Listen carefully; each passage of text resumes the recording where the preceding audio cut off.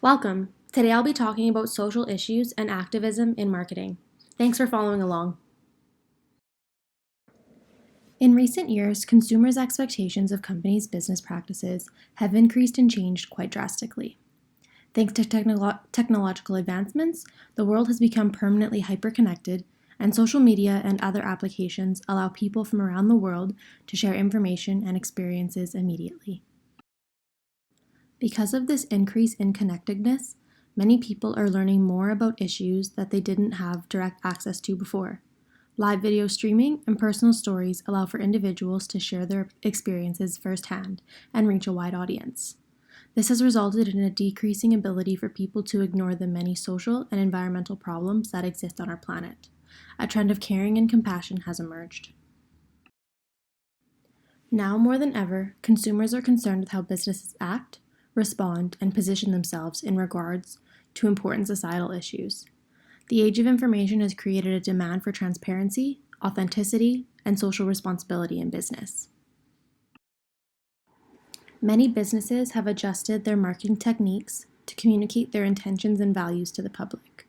This approach increases brand loyalty and public support for those who do it well. Customers may even be willing to pay more for better ethical practices and ethical investments. Those who do not respond or fail in attempt can suffer immensely, ultimately risking public backlash and even being boycotted. So, why is this so cool? Well, we think it's awesome that the public's raised awareness and increasing concern for social equity has created a large demand for businesses to go above and beyond and consider their corporate social responsibility, as well as the messages that they are sending to the public through their marketing strategies. We think it's cool that consumers are demanding better of businesses and challenging them to step up their use of power to help fix societal problems and make the world a better place. Businesses that want to remain competitive are pressured to take a stand and have an opinion when it comes to societal issues, and that increases their accountability.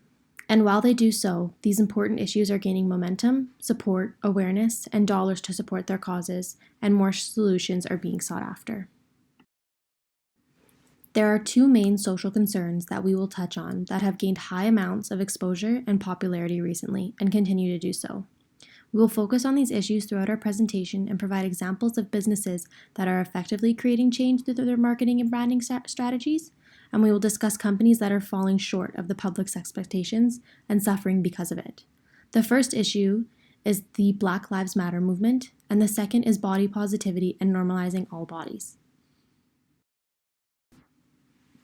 Ben & Jerry's is a perfect example of a company that is showing their intentions and values through their marketing schemes.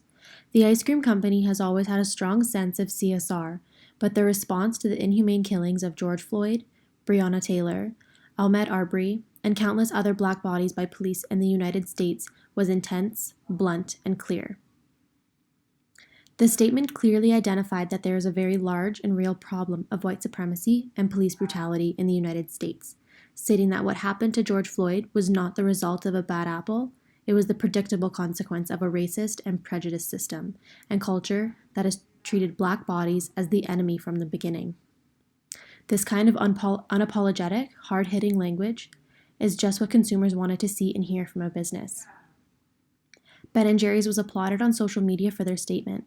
The public appreciated that it wasn't cookie-cutter or interchangeable, as many other brands had been posting. Their statement had clear requests for action, calling on the President, Congress, and the Department of Justice, and this resonated with consumers. Ben & Jerry's also made sure to consult with advocacy groups that they already work with, like Color of Change, and the National Association for Advancement of Colored People, to ensure their statement was respectful and impactful. By bringing marginalized groups into the conversation and supporting them, Ben & Jerry's efforts were further celebrated. When I read their statement, I was so impressed that a company could call out these issues so bluntly, and I immediately became a loyal and lifetime consumer. Even better, their website offers numerous resources and more proof that their company cares about people and the earth. You may have seen on the last slide that Ben & Jerry's created a new ice cream flavor that features people protesting.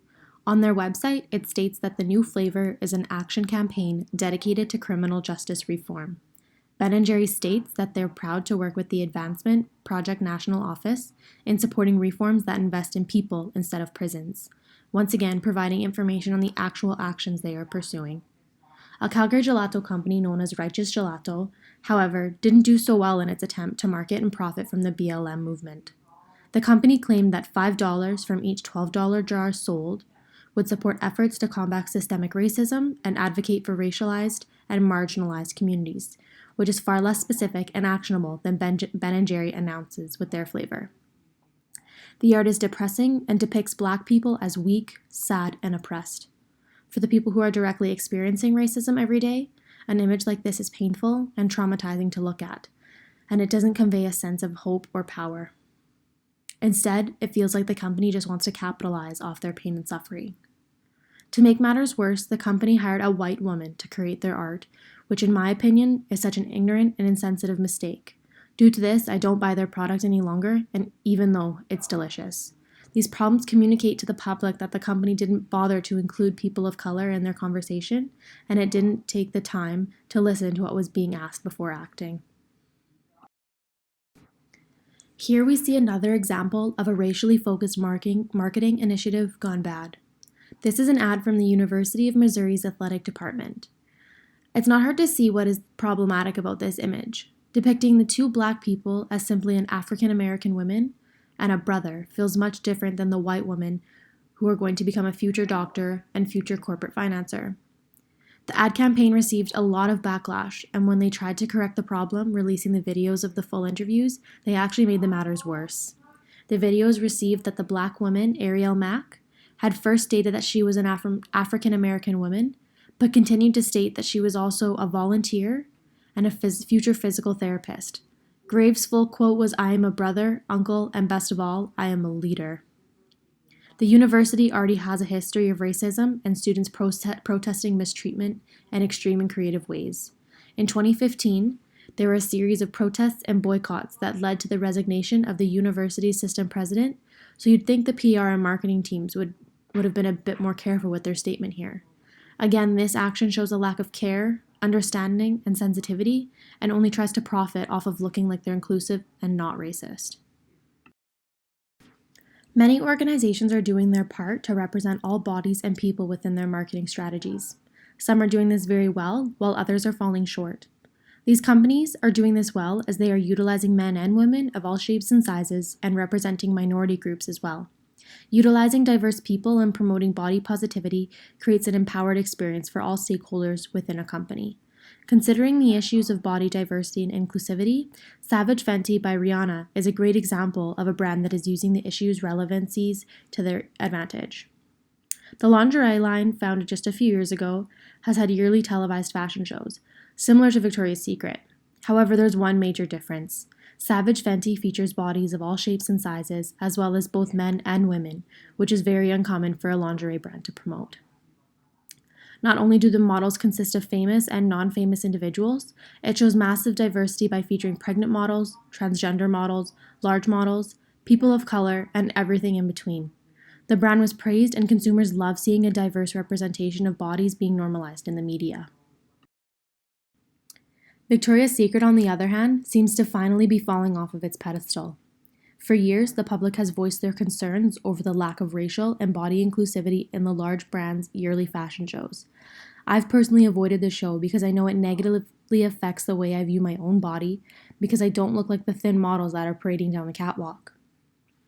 In 2018, the company attempted to add another model that was more body inclusive, but in reality, she was still a size 4.